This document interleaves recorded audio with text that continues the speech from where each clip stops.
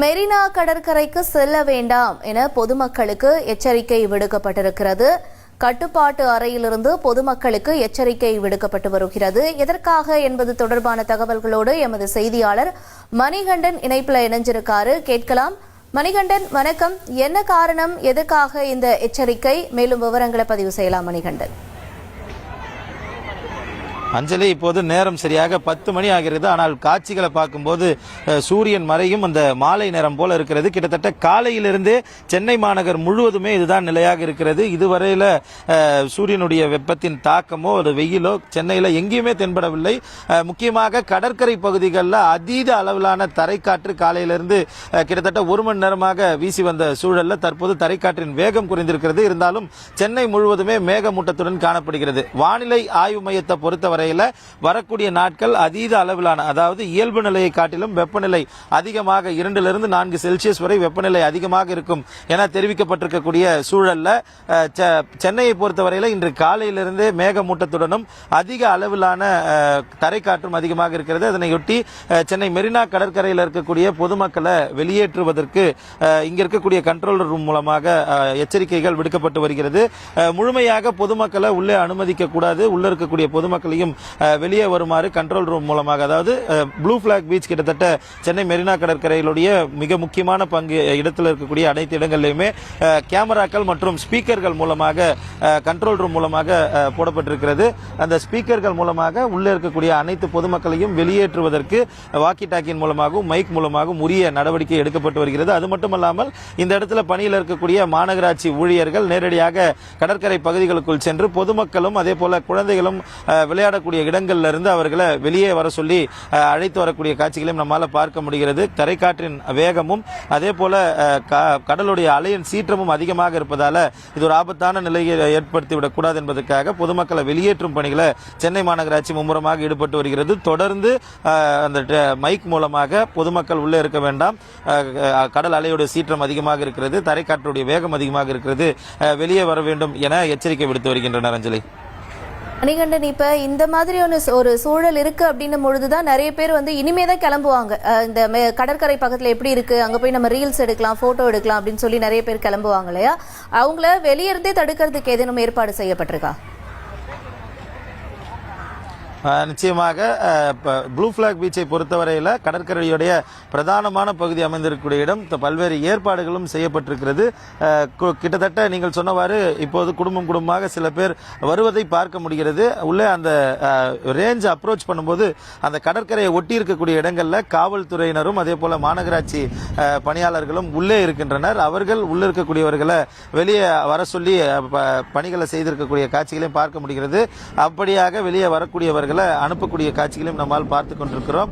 உள்ளே செல்லக்கூடியவர்களை உடனடியாக வெளியே அப்புறப்படுத்தும் பணிகளை மாநகராட்சி ஊழியர்கள் காவலர்களுடைய உதவியோடு செய்து வருகின்றனர். காலையில் கிட்டத்தட்ட 10க்கும் மேற்பட்ட காவலர்கள் உள்ளே அந்த 4x4 வெஹிக்கிள் இருக்கும், கடற்கரை பேட்ரோல் வெஹிக்கிள், அந்த கடல் மணல்ல இயங்கக்கூடிய அந்த வாகனம் மூலமாக அந்த எச்சரிக்கையை விடுத்து பொதுமக்களை வெளியே அனுப்பக்கூடிய பணிகளை செய்திருக்கிறோம். இப்போது நேரடியாக பார்க்கிறோம், குடும்பத்துடன் உள்ளே சென்றவர்கள் கடற்கரையிலிருந்து வெளியேறக்கூடிய காட்சிகளை பார்த்து வருகிறோம். இப்படியாக உள்ளே வரக்கூடியவர்களை காவலர்கள் உதவியோடு மாநகராட்சி ஊழியர்கள் வெளியே அப்புறப்படுத்தும் பணிகளை ஈடுபட்டு வருகின்றனர். ஆல்ரைட், உங்களுடைய தகவல்களுக்கு நன்றி மணிகண்டன்.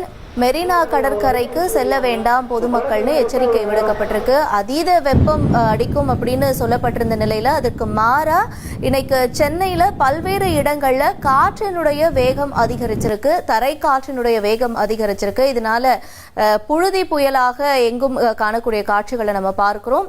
இந்த நிலையில மெரினா கடற்கரை பகுதிக்கு பொதுமக்கள் செல்ல வேண்டாம்னு எச்சரிக்கை விடுத்திருக்காங்க.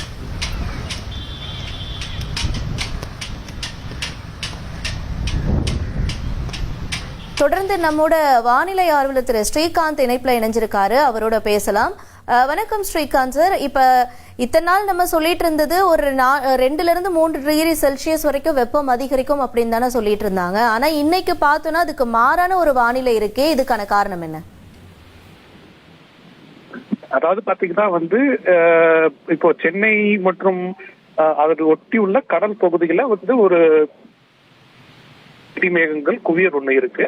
அது வடக்குல இருந்து தெற்காக நகர்ந்துட்டு இருக்கு கரையை ஒட்டிய பகுதிகளில். அதன் காரணமாக தான் வந்து நமக்கு இப்போ சில இடங்கள் மழை, அதுக்கப்புறம் இந்த வலுவான தரைக்காற்று எல்லாமே வந்து நடந்துட்டு இருக்கு. இது வந்து நம்ம பருவமழைக்கு முந்தைய காற்று மாறுதலுக்கு உட்பட்ட ஒரு காலங்கிறதுனால இந்த மாதிரி நம்ம சில சமயங்கள்ல இடிமேகங்கள் பார்க்கலாம். இப்ப இது இப்போதைக்கு காற்றா இருக்கு, இதுக்கப்புறம் இது மழை பெய்யறதுக்கான சாத்தியக்கூறுகள் இருக்குமா இப்ப இன்னைக்கு பொறுத்த வரைக்கும், இல்ல வரக்கூடிய 2 நாட்கள் எப்படி இருக்கும்? இல்ல, ஆக்சுவலா பாத்தீங்கன்னா இந்த மேக குவியல் வந்து தெற்கு ஆந்திரா கரையோர பகுதிகளில் இருந்து அப்படியே படிப்படியா தெற்கு நகர்ந்து கீழே போவோம். அந்த போற நேரத்துல சில சமயங்கள்ல சென்னை மற்றும் அதன் புறநகர் பகுதிகளில் ஒரு சில இடங்கள்ல நம்ம மழையை எதிர்பார்க்கலாம். எல்லா இடத்துலயும் இருக்கிறதுக்கு இருக்குமான்னு தெரியல, பட் கரையை ஒட்டிய பகுதிகளில் மழை பெய்வதற்கான வாய்ப்பு இருக்கும். பெரும்பாலும் பாத்தீங்கன்னா நமக்கு வந்து அடுத்த ஒரு 2-3 நாட்கள் சென்னைக்கு வந்து இந்த மாதிரி வெப்பச்சலனம் காரணமாக ஏற்படக்கூடிய மழைக்கான வாய்ப்பு இருக்குன்னு தான் நான் சொல்லுவேன். ஓகே, இப்ப ஏற்கனவே என்ன சொல்லியிருந்தாங்கன்னா, அதாவது சேலம் அப்புறம் நீலகிரி இந்த மாதிரி அந்த பக்கம் மேற்கு தொடர்ச்சி மலைப்பகுதியில இருக்க இடங்கள்ல தான் மழைக்கான சாத்தியக்கூறுகள் இருக்கு அப்படின்னு நம்ம பார்த்தோம். தமிழகம் காரைக்கால ஒரு சில இடங்கள்ல மழைக்கான வாய்ப்பு இருக்கு அப்படின்னு பார்த்தோம். இப்ப இந்த தரைக்காற்று அப்படிங்கிறது ஒரு முற்றிலும் மாறுபட்டதா இருக்கு. இந்த தரைக்காற்று எவ்வளவு நேரம் வரைக்கும் இப்ப நீடிக்கும் அப்படின்னு நம்ம எதிர்பார்க்கலாம்? அதாவது அந்த மேக குவியல் வந்து சென்னை ஒட்டிய கரைப்பகுதியை கடந்து போற வரைக்கும் இருக்கும். அது ஒரு இன்னொரு 2-3 மணி நேரம் வந்து இருக்கும். அது அந்த சமயத்துல வந்து நமக்கு தரைக்காற்று வலுவா இருக்கும். பல இடங்கள்ல பார்த்தோம் நம்ம தரைக்காற்றின் வேகம் 30-40 கிலோமீட்டர் வரைக்கும் இருந்திருக்கு. அது வந்து அடுத்த ஒரு 1-2 மணி நேரம் தொடரக்கூடிய வாய்ப்பு இருக்கும். ரைட், உங்களுடைய தகவல்களுக்கு நன்றி ஸ்ரீகாந்த். எங்களுடன் இணைந்து பகிர்ந்து கொண்டமைக்கு. தமிழகத்துல பல்வேறு இடங்கள்ல தரைக்காற்று வீச ஆரம்பிச்சிருக்கு. அதனால கடலோர பகுதிகள்